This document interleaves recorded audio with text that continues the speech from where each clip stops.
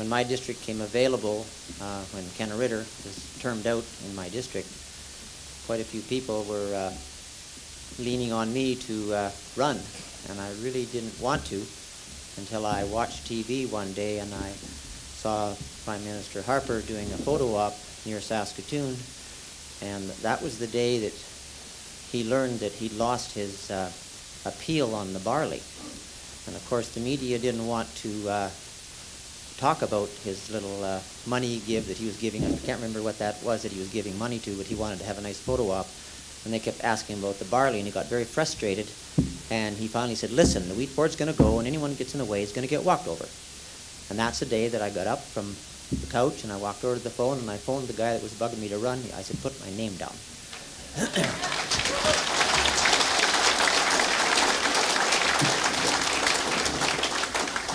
And I was a guy that was opposed to the single desk like Rod at one time.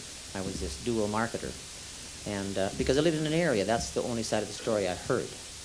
And I'm almost embarrassed to admit that I was against something I didn't even know what it was. And so I said something to Kyle Kornichuk one day. I said, people would tell me, you know, the single desk is best, and I would try and argue as best I could with the little knowledge I had. And they would soon say, but you don't understand. Now they're calling me stupid. And that became very frustrating. The thing was, they were right. Because I didn't know that I didn't know. That was the dilemma. And so when I had my Damascus moment, shall we call it, that I decided to become a supporter of the board, it didn't happen real quick.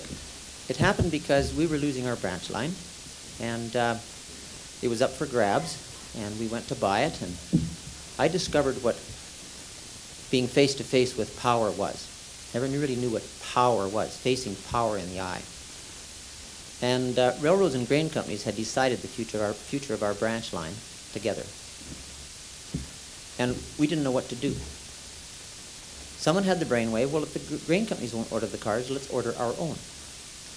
And someone else said, yeah, but if we order some producer cars, they'll accuse us of living in the past and being inefficient. So someone else said, then let's make it a unit train of producer cars. That was 10 years ago. And there was a gentleman by the name of Paul Beingessner was at that meeting when we were discussing that. And a bunch of farmers said, well, we'll never be able to come up with 100 cars, for a unit train of producer cars. Paul said, if you can't organize one train, how are you going to run a short line? When we tried to make that unit train happen, we ran into roadblocks. Grain companies and railroads. They had something to gain if our branch line was gone. So that's what we were up against. Just went to Winnipeg with an application in hand of 100 producer cars. 100 farmers were going to load a producer car. And it was Durham. And we had good Durham that year. The Grain Commission is the one that says you have a right to a car. The Grain Commission won't just simply put the car in the system because it has to have a market.